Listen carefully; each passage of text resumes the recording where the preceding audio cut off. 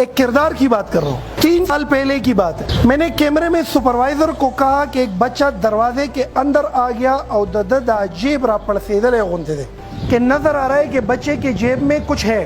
اب security point of view سے ہم کرتے یہ ہیں کہ جیب میں اگر کچھ ہے تو اٹ مینس کہ اس نے پسٹل باندھی ہوئی یا پھر کوئی بوتل ہے یا جو بھی ہے ایسڈ ہو, کوئی خطرناک چیز ہے. تو سیکیورٹی کے لحاظ سے سپروائزر کو میں نے کہا اس بچے کو چیز کرو, اس بچے کے پیچھے آؤ, پیار سے ان سے پوچھو کہ بچے تمہارے جیب میں کیا ہے.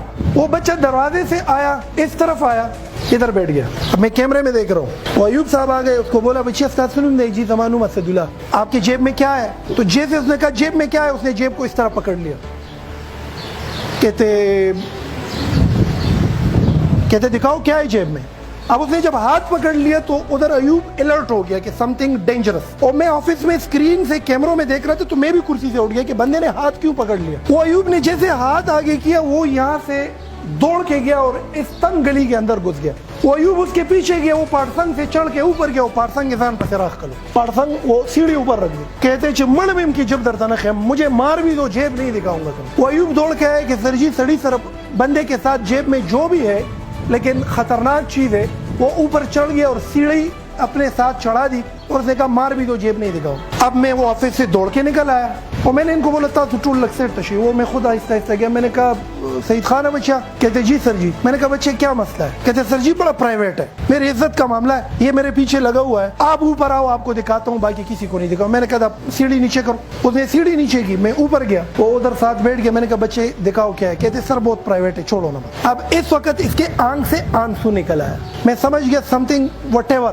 میں نے کہا اللہ کو حاضر ناظر جان کر کسی کو نہیں بتاؤں گا, بتاؤ تمہاری جیب میں کیا ہے. وہ جیب سے ہاتھ نکال کے اخبار میں 2 روٹیوں کے درمیان آدھا پیاز کا ٹکڑا پڑا تھا.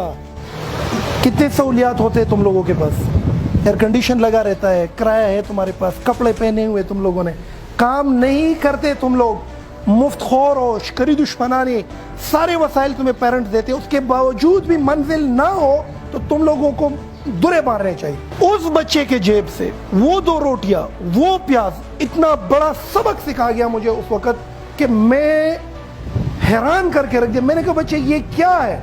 کہتے صبح 3:30 بجے میں منڈی جاتا ہوں, سارا دن ہاتھ گاڑی سے یہ ساگ اٹھاؤ, ادھر رکھو, بادرنگ اٹھاؤ, ادھر رکھو, آلو کی بوری اٹھاؤ, ادھر رکھو. 11 بجے تک میں سبزی منڈی میں کام کرتا ہوں.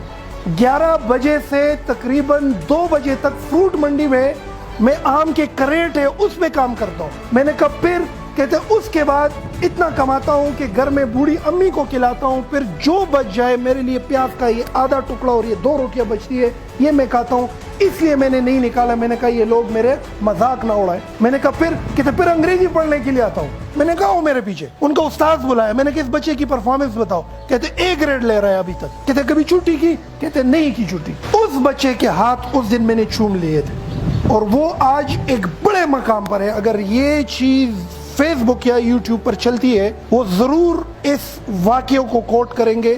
آج وہ بچہ ملٹی میلینئر ہے پاکستان میں کیونکہ اس بچے کے پاس منزل تھا, اور منزل کے لیے اس نے کبھی یہ سوچا ہی نہیں تھا کہ میں پیٹ پہ کھانا پورا کھا رہا ہوں کہ غلط کھا رہا ہوں. پیاز, آدھا پیاز اور 2 روٹیوں سے وہ بچہ منزل پر پہنچا. کتنے ناشکر ہیں ہم لوگ. اسی لیے طبیعت میں جذبات زیادہ ہے, اس لیے فاشسٹ ہے, اس لیے تھوڑے متکبر ہیں, اس لیے لیزی ہیں, اس لیے ڈیلے کرتے ہیں, اس لیے پروکریسٹینیٹ ہے, اس لیے قدرت چپیڑے پر نکالتا ہے. بگرز بنے ہوئے ہیں ہم لوگ. اس ایک بچے سے سبق سیکھے, پیاز کے ساتھ روٹی کھا کے کہاں پہ پہنچ گیا. آج اس بچے کے ہار نامے اس پاکستان کے فیصلے ہو رہے ہیں, بڑے پوزیشن پر ہے.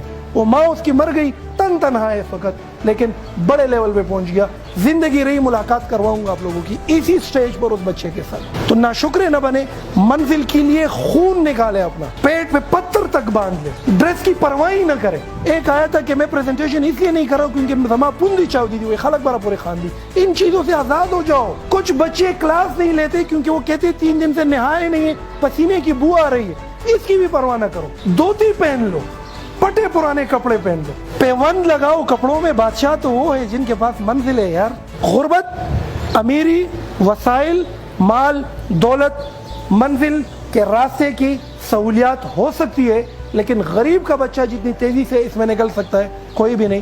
میرے اس آج کے سیشن کا سمپل مقصد یہ ہے کہ تم میں جس بندے جس کردار کے پاس خوبصورت منزل ہے، اربوں کربوں پتی ہے، عمر و عیار کا زنبیل اس کے پاس ہے، جس کے پاس منزل نہیں ہے، تعفن ہے، بدبودار ہے، جگہ گھیرتا ہے، بوجھ ہے، مسئلہ ہے، قدرت کے ساتھ حالت جنگ میں ہے، کوئی مستقبل تمہاری نہیں ہے، آپ آنے والے وقتوں میں ایک فیل کردار